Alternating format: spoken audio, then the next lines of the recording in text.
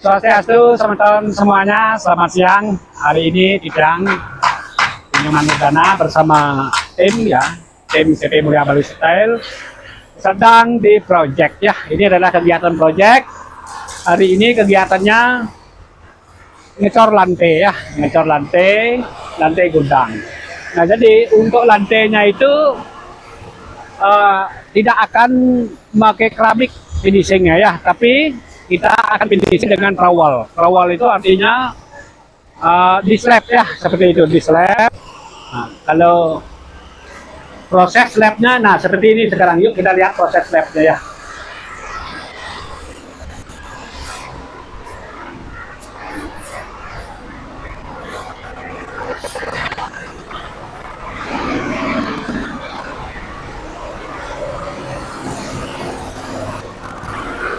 Nah, ini sebetulnya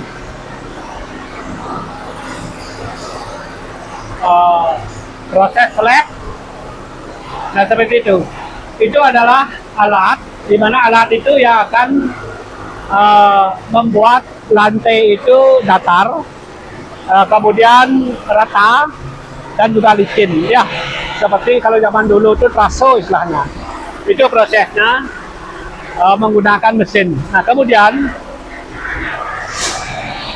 prosesnya itu, kapan itu bisa di slab? Ya, seperti ini.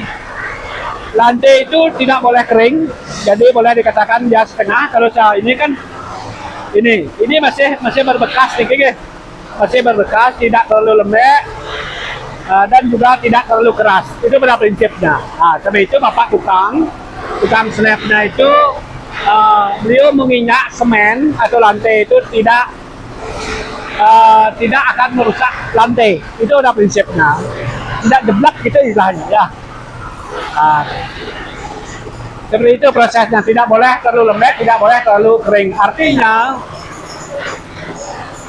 pada waktu slab ini tunggu beberapa menit dulu setelah pengecoran. Nah, karena ini ada pengecoran, Bapak tukangnya ngecor ya, seperti ini, tukang cor khusus. Oke, diperlihatkan tukang cornya. Ini tukang cor ya. Nah, ini tukang cor sedang berproses karena ini luas ya.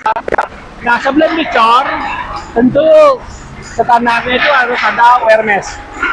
Ini pembersihan ini wear mesh ya. Coba disorot wear meshnya, besi-besinya itu kelihatan ya, besi-besi wear mesh di bawah itu. Nah, oke, itu besi wear mesh. Akan perlihatkan besi wear meshnya. Ini wear mesh ya. Nah, ini wear mesh ya. Ini wear mesh. Kemudian ini proses trowel namanya.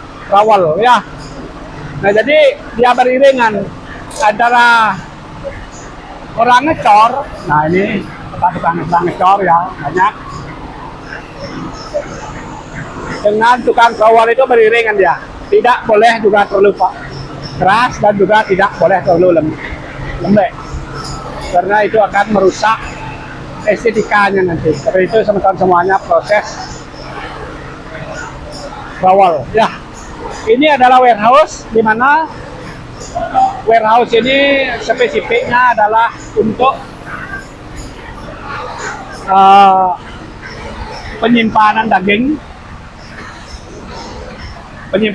ya. Jadi ini adalah perusahaan cepat saji, di mana di sini di gudang ini atau di warehouse ini akan ada cold storage. Nah, kalau view-nya dari sana sekarang, oke, tiang view kan ya.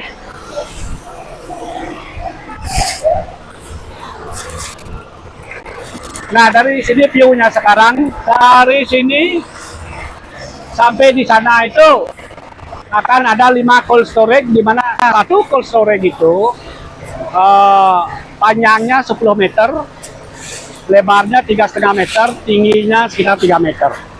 Nah, cold storage itu artinya tempat penyimpanan daging ya, agar daging itu nanti awet seperti itu. Kemudian cold storage ini juga dilengkapi dengan bagian eksternal daripada cold storage itu di atas. Itu adalah bagian eksternalnya, nanti ditempatkan di atas. Seperti itu teman-teman. Proses pembuatan warehouse atau gudang transit barang atau penyimpanan barang untuk perusahaan cepat saji. Nah, seperti itu. Perusahaan makanan cepat saji. Nah, ini proses pengecoran ini sebelum dicor ya tentu diurut dengan limestone terlebih dahulu dengan proses pemadakan. Nah, kalau pemadaknya itu sudah sesuai standar baru dicor. SOP-nya seperti itu. Nah, kemudian untuk di bawah lantai katakanlah, nah ini lantai di tempat saya menginjak ini ya. Jadi awalnya tanahnya tinggi, setinggi ini. Kemudian kita keruk tanahnya, kemudian kita lapisi dengan limestone. Kenapa kita harus pakai limestone atau orpel? Nah, karena di sini nanti yang akan lewat itu mobil berat ya, truk gitu misalnya. Jadi biar tanahnya itu stabil, yang tidak gerdak, yang tidak apa istilahnya itu goyang tanahnya. Jadi wajib dilapisi dengan orpel, dengan limestone seperti itu. Baru nanti kita tapping. Jadi biar kuat ya, biar tidak tappingnya nanti rusak seperti itu ya. Seperti itu teman-teman. Nah, ini kegiatan bapak tukang yang memproses warehouse secara keseluruhan. Oke, ini adalah kegiatan di belakang. Yuk sekarang kita di depan ya.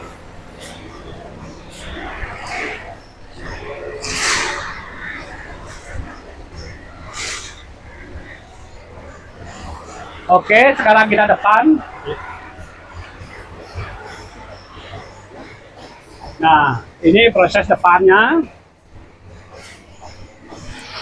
Ini proses depan. Oke, di depan.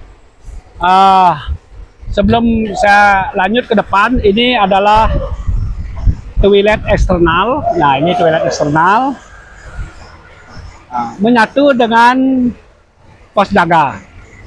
Nah, itu, ini prosesnya, proses pembuatan. Nah, kemudian untuk toilet, ini tentu kita lengkapi dengan septic tank. Septic tanknya, jadi kita buat manual, gede ya, 2x2. Untuk penampungan, penyerapan juga 2x2. Nah, tentu ada standarisasinya juga untuk pemasangan instalasi pipa. Nah, seperti itu. Nah, kemudian yang ini, untuk grass trap namanya ini. Grass trap itu pemisahan lemak ya. Nanti di dapur ya, di kitchen, tentu ada pengolahan daging, di mana daging itu tentu akan mengandung lemak. Jadi lemak-lemak itu akan dipisahkan di grass trap ini. Nah, itu adalah kotak pertama yang dialirkan melalui pipa. Nah, kemudian ngumpul lemak juga di sana, airnya juga di sana. Kemudian airnya akan terpisah ke sini. Ke sini, ke kotak kedua. Sementara lemaknya itu akan di kotak pertama, mengendap ya. Itu akan diangkat secara manual nanti, lemak-lemaknya itu, agar tidak istilahnya itu nanti akan merusak lingkungan. Seperti itu sebenarnya. Nah, tentu di sini akan ditutup nanti ini. Ditutup, kemudian diisi manhole untuk kontrol. Nah, seperti itu sebetulnya. Nah, kemudian lanjut sekarang untuk pos jaga ya. Nah, ini pos jaga. Nah, ini pos jaga, pos satpam ya. Tentu SOP-nya itu ketika ada tamu, siapa yang datang seperti itu, jadi wajib lapor kepada satpam di sini. Nah, ini satpam ya, pos satpam. Nah, seperti itu. Sementara ini adalah toko. Nah, ini toko. Ada toko untuk market penjualan ya, untuk penjualan. Nah, ini tokonya. Saya tunjukkan proses pembuatan toko sekarang.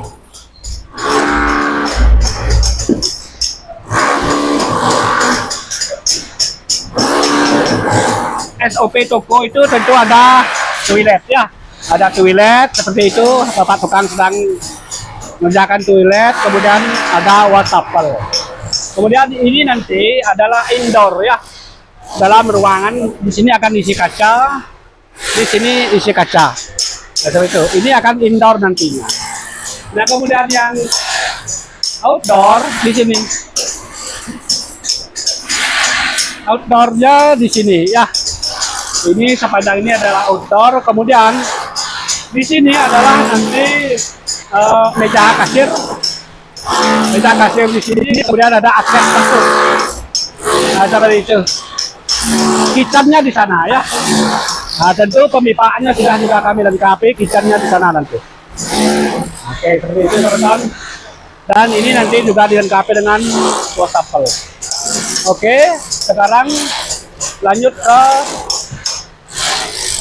parkir.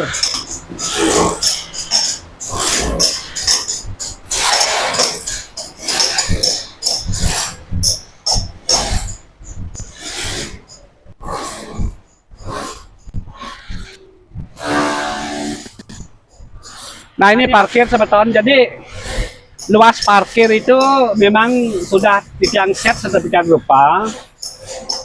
Panjang parkir ini di 13 meter dari jalan itu. 13 meter artinya memungkinkan untuk 2 mobil ya. Oh, maaf ya, ini 16 meter, 3 mobil berderet. Jadi banyak bisa menampung mobil ya, seperti itu. Jadi biar customer itu leluasa untuk parkir ke tempat kita, karena fasilitas parkir itu number one ya, nomor 1, agar customer itu enak mampir ke sini, karena kita memang tidak boleh parkir di jalan seperti itu misalnya ya. Langsung parkir, mampu menampung parkir banyak ini. Ini kalau kita perkirakan sekitar 20 mobil bisa nampung ya, kalau kita zoom sekarang ini untuk luas halaman ini, jadi mampu menampung sekitar 20 mobil. Oke, itu mengenai halaman. Kemudian tidak lupa juga mengenai pelinggih ya. Nah, ini pelinggih kajok kau ya, ini adalah tubuh karang, karena ketika kita membuat bangunan komersil seperti ini, publik seperti ini, bangun apapun itu, kita agama Hindu Bali ya tentu membuat yang namanya pelinggih, salah satunya tubuh karang. Ini posisi kajo kau. Oke, sekarang saya tunjukkan di sana juga ada pelinggih ya. Itu adalah kajok angin, namanya Padmo ya. Itu sudah kita lengkapi secara estetika, secara etika. Posisi pelinggih itu ya tentu secara level katakanlah sudah tinggi ya. Nah, kemudian kelihatannya dari depan tentu balance antara kanan dan kiri seperti itu semeton. Nah, kemudian untuk akses sekarang, oke.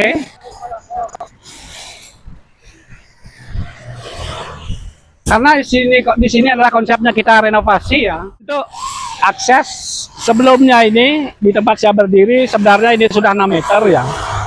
Nah, agar manuver mobil itu customer itu enak manuvernya mobilnya masuk ya, jadi kita tambahkan lagi jadi lebar ya. Nah, jadi sekitar 12 meter, sangat leluasa sekali. Nah, seperti itu konsepnya ketika kita membuat bangunan yang bersifat publik ya. Nah, seperti ini sebetulnya ketika ini adalah wilayah publik. Nah, jadi kita betul-betul memikirkan, mengkonsep agar para customer itu masuknya itu loh biar enak manuver mobilnya. Kemudian kita buat depannya semenarik mungkin biar mudah diingat. Seperti itu sebetulnya secara umum. Sekarang inilah tampilan nanti warehouse secara keseluruhan. Masih proses bekerja bapak tukangnya, jadi tentu cantiknya belum kelihatan ya. Setelah nanti ACP terpasang, finishingnya sudah finishing dindingnya, kaca dan lain sebagainya sudah rampung ya, tentu mulai kelihatan cantiknya. Seperti itu sebetulnya bisa yang jelaskan review mengenai warehouse. Yang paling penting ketika semeton berencana membuat bangunan publik seperti ini, membangun villa, rumah adat Bali secara keseluruhan, membangun pura, merajan, silakan hubungi Titiang, Inyoman Murdana. Nomor telepon Titiang, akun Titiang ada di bawah video ini di deskripsi ya. Nanti akan Titiang terakan. Nomor telepon Titiang 081 337 436 246. Titiang, kami CP Mulia Bali Style melayani dari konsultasi tentang pembangunan, desain, tentang pembangunan apa saja, Titiang yang langsung mendesain. Nah, kemudian langsung mengeksekusi bangunan dari nol sampai jadi. Karena tim Titiang banyak, semua ahli ada di CP Mulia Balai Setel. Titiang ownernya CP Mulia Balai Setel, okay? Termasuk juga Titiang melayani izin ya PBG, pembangunan gedung ya, pendirian bangunan dan gedung PBG, kemudian SLF sertifikat layak fungsi seperti itu, dan juga pengurusan izin pendirian perusahaan. Itu sebutan semuanya, jangan sebutkan hubungi Titiang Nyoman Murdana. Ampura, maaf ketika ada yang salah. Next kita bertemu lagi di proyek berikutnya, tema yang lebih menarik tentunya. Semoga video yang saya bagikan ini bisa bermanfaat bagi yang membutuhkan. Sinar Titiang dengan Brahma Santi. Om Santi Santi Santi Om.